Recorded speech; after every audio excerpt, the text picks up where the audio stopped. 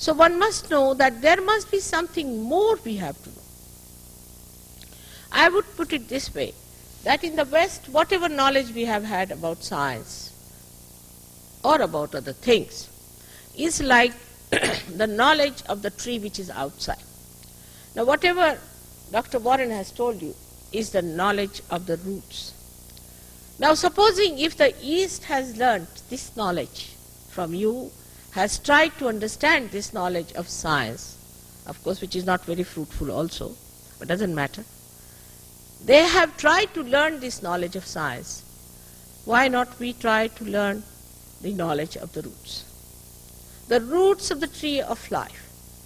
Why should we not try to find out what are the roots which are to be nourished, which were neglected, and that's why we have problems. These are the roots within us which are being described.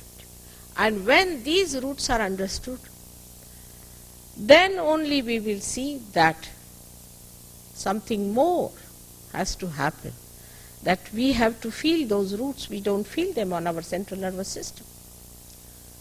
We have no sensitivity at all within us.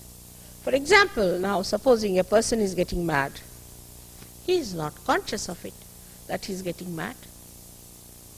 Or if he develops some disease, he doesn't become conscious of it till he gets some pain.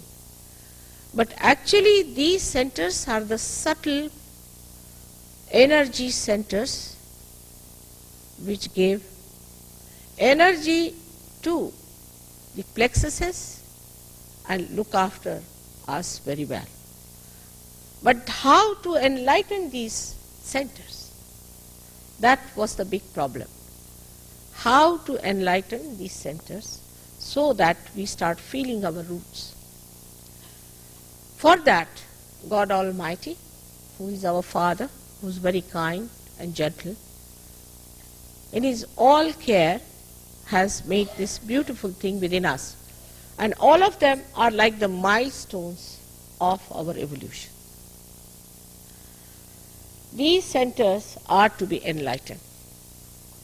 And when they are to be enlightened, something has to be done. For that, in the triangular bone here is placed the energy called the Kundalini. It's a Sanskrit word meaning the coils. It is in 3.5 coils for a particular mathematical reason. A mathematician can understand 3.5 is very important coefficient. 3.5 coils, it is placed there. And this has to be awakened like a primule in a seed to enlighten all these 6 centers and ultimately enter through this center, which is the 6th one in this order, because the 7th one lies down below the Kundalini. This is the important thing that has to happen to us to become the spirit that Christ has told us, that we have to become the spirit, that we are to be born again. It is again certifying ourselves that we are born again. You do not become. Let us accept one thing. We are not going to live with myths and dishonesty. If we are going to be honest with ourselves, it is beneficial to us. It is benevolent for us to be honest with ourselves and to realize that by giving ourselves certificates, we do not become anything. It's only a mental projection. Whether I call myself a Christian or a Muslim or a Hindu makes no difference whatsoever. Whatever dress I wear or howsoever I comb my hair makes no difference to me at all. In all honesty, we have to perceive and see. To reach that absolute stage, this Kundalini has to rise. There's no other way out. And this is what is the Holy Ghost within us. This is the Holy Ghost, is the reflection of the Holy Ghost, and Holy Ghost is the energy of God, which is love, which is His desire. His desire is the Holy Ghost and is reflected within us as the Kundalini. So the desire of God is that you should become the citizen of his kingdom, that you should enter into his kingdom and enjoy all the fruits of his blessings, understandingly, knowingly, on your central nervous system. This is his pure desire. And if that pure desire within us rises, then we see that all other desires were useless. And they are not pure either, because we have some desires, say for example, we want to have a car, all right, have a car. They want to have a house, have a house. We're never satisfied. In general, it is said that wants are not satiable, because they are not wants, they are artificial wants. The real want, the real desire is this one, this energy of pure desire that says you have to unite with the divine, with the all-pervading power of God. That is our pure desire. And unless and until that desire is completed, you may do any kind of things, you may go to all kinds of things, try anything, you can never achieve it. Now, this is a living process, because God is a living being. He is not empty words. He is not just something like a dead book. He is not. He is a living God. He is a living energy. And this is a living process. So it has to be spontaneous. It has to be spontaneous if it is living. For example, there's a seed and you want to sprout it. Can you order it? Can you mentally say, all right, it has now sprouted? Can you say that, all right, I'll read these mantras to you or Bible to you or do this? Will it rise? No, it won't. It's a living process. You have to place it in the Mother Earth. Spontaneously it will rise.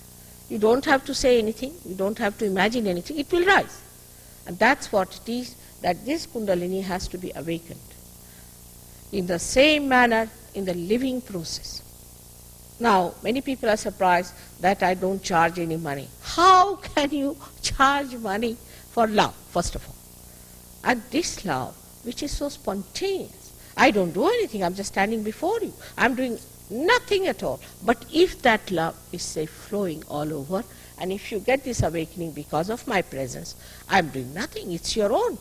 Whatever is your own, this Kundalini is your own, your desire is your own, and if you achieve your realization, it's your own.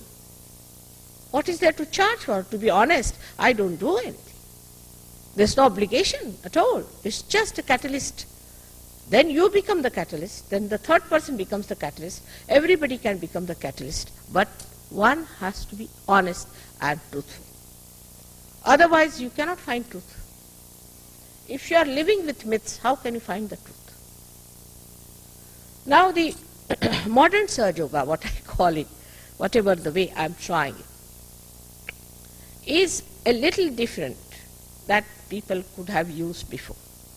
Like they first wanted to clear chakras after chakras, everything, and then go through all kinds of penances and all that and rise the Kundalini. Because people needed this cleansing.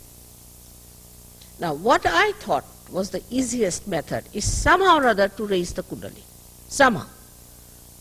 Make it even a little glimpse of the light into people. Let the light coming in the lamp. Let the lamp be seen by the people themselves. When the Kundalini rises, you see, there's a flickering, say, of the light. You can see yourself what's wrong with you, which chakra is catching, where is the problem. And then it's very easy to correct.